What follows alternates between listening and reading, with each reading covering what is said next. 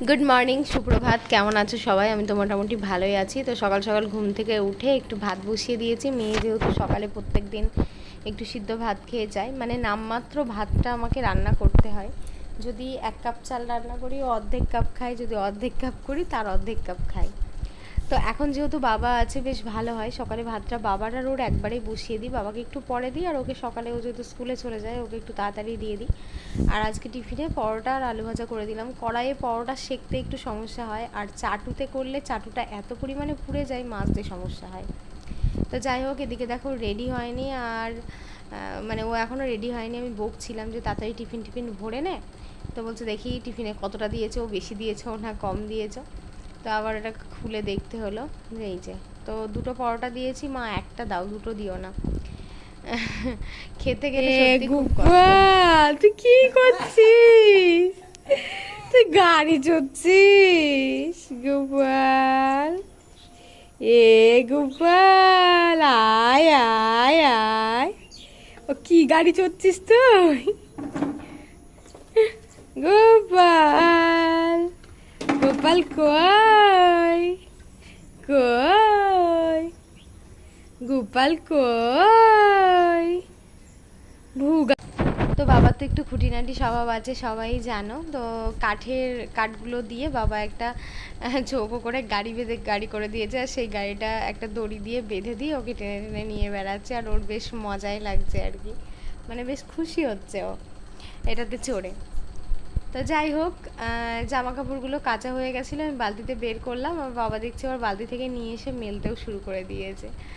ভাবতে পারছো, এদিকে দুপুরে রান্না বান্না কমপ্লিট, জামা কাপড়গুলো দুজন মেলে দিয়ে এখন দেখো খেতে বসে পড়েছি। দুপুরে আজকে কচু দিয়ে আলু দিয়ে চিংড়ি মাছের একটু হালকা করে ঝোল করেছিলাম, মানে একদম গা মাখা করিনি। আর তার সাথে লাল ডাঁটা দিয়ে কাঁঠালের আটি, ঝিঙে সমস্ত কিছু দিয়ে একটা একদম শুকনো শুকনো করে তরকারি করেছিলাম। এই লাল ডাঁটার তরকারিটা আমার খেতে ভীষণই ভালো লাগে, কিন্তু আজকে ডাঁটার তরকারিটা অতটাও টেস্টি আমি করতে পারিনি, কারণ একবার লেগে গেছিলো নিচে। তো সেই জন্য খুব একটা ভালো হয়নি, কিন্তু ডাঁটাগুলো খুবই ভালো ছিল, সিদ্ধ হয়েছিল। কিন্তু মাছের তরকারিটা এক কথায় ফাটাফাটি হয়েছিল, মানে ভীষণ টেস্টি হয়েছিল আর কি খেতে।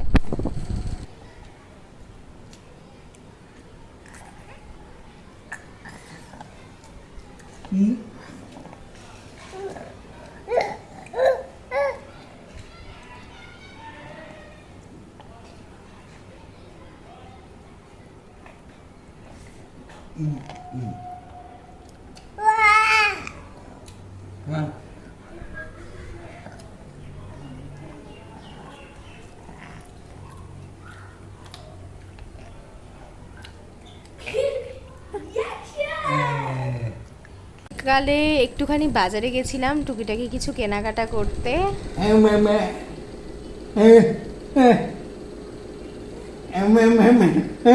গুগু গুগু গুগু কই হাটে, হাট কই গোয়ালে ছাই কই। সোনা বনে নামবা, গু বনে নামবা, না তাল গাছে উঠবা? তাল গাছ তাল গাছ তাল গাছ। বাপরে, ছোটবেলায় কত করেছি।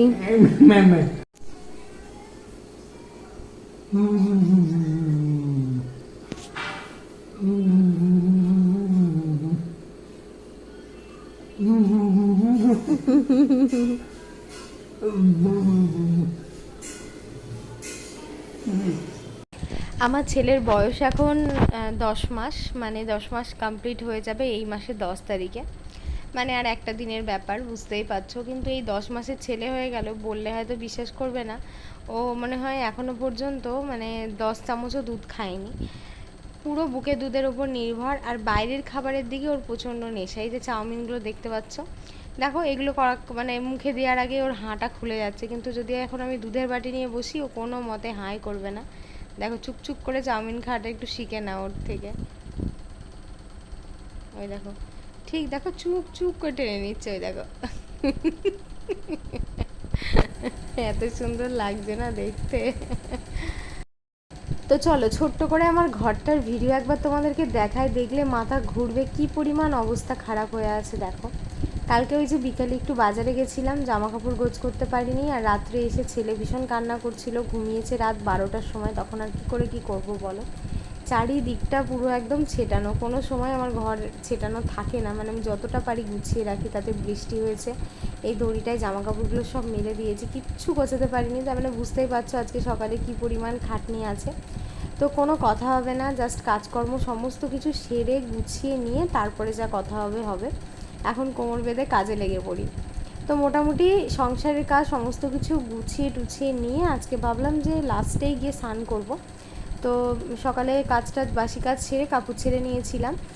আর আজকে একটা রেসিপি তোমাদেরকে দেখাই, সেটা হচ্ছে মুসুরির ডাল পেঁপে দিয়ে পুঁই শাকের একটা রেসিপি। আমার এত ভালো লাগে খেতে।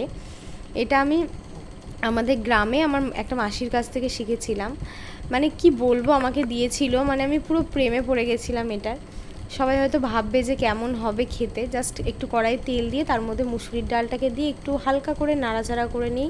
পেঁপে আর পুঁই শাকটা দিয়ে লবণ হলুদ দিয়ে দুবার নাড়াচাড়া করে জল ঢেলে দিতে হবে। তারপরে সিদ্ধ হয়ে জিনিসটা ঠিক এই রকম একটা থকথকে ব্যাপার চলে আসবে।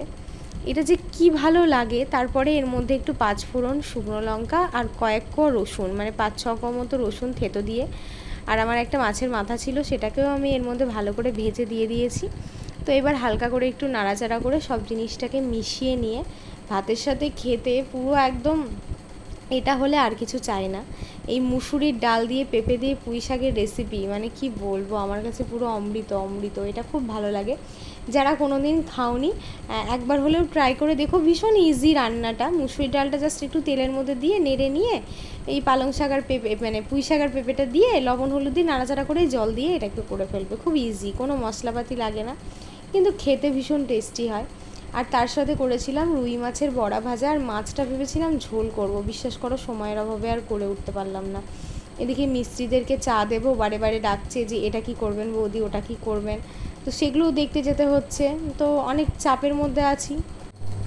অহন আমাকে বলছিল দিদি চলো একটু বাজারে যাই, বাজার থেকে একটু কিছু কিনে নিয়ে আসি। আমার লিপস্টিক ফুরিয়ে গেছে। মেয়ে মানুষ বুঝতেই পারছো, অনেকের জামা কাপড়ের প্রতি ভীষণ লোভ থাকে। দেখবে অনেকে আছে মানে মানে নাইটি মনে হয় 50টা কিনেই যায় এই জামা কাপড়ের উপরে। আর আমার না একটু মেকআপের প্রতি ভীষণ লোভ, যাই বলো আমার এটা আগাগোড়াগার স্বভাব।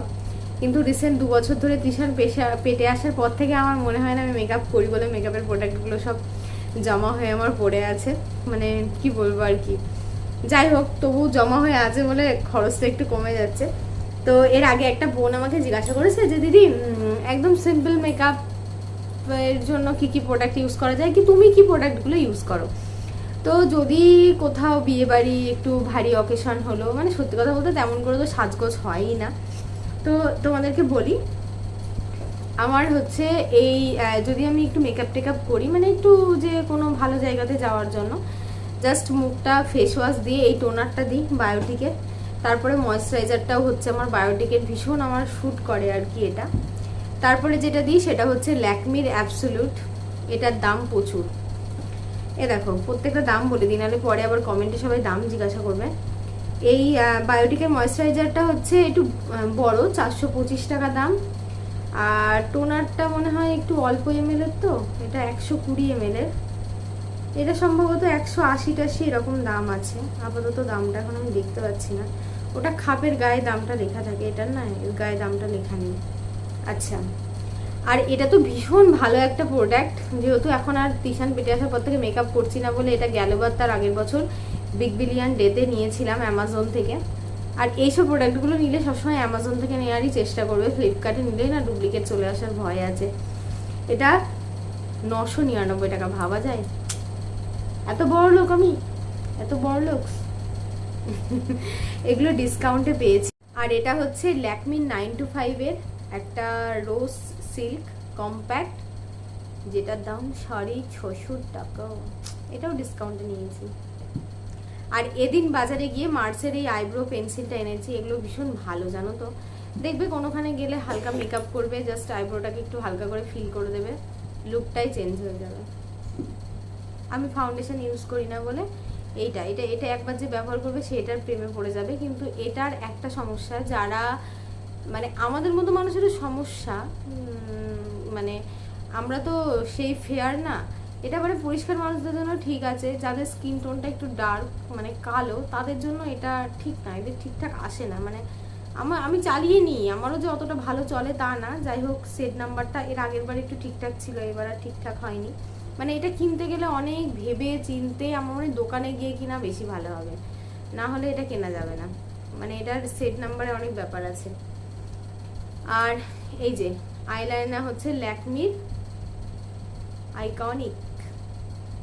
এই আইলাইনারটা এত ভালো, তোমাদেরকে কি বলবো। এই যে ল্যাকমির অনেক ধরনের আইলাইনার আছে, তার মধ্যে ল্যাকমির অ্যাবসোলুট, ওটা অ্যাবসোলুট নাম ছিল। মানে এখন সব ল্যাকমির দেখবে এগুলো সব চেঞ্জ করে দিয়েছে, আগে একরকম ছিল এখন একরকম ছিল।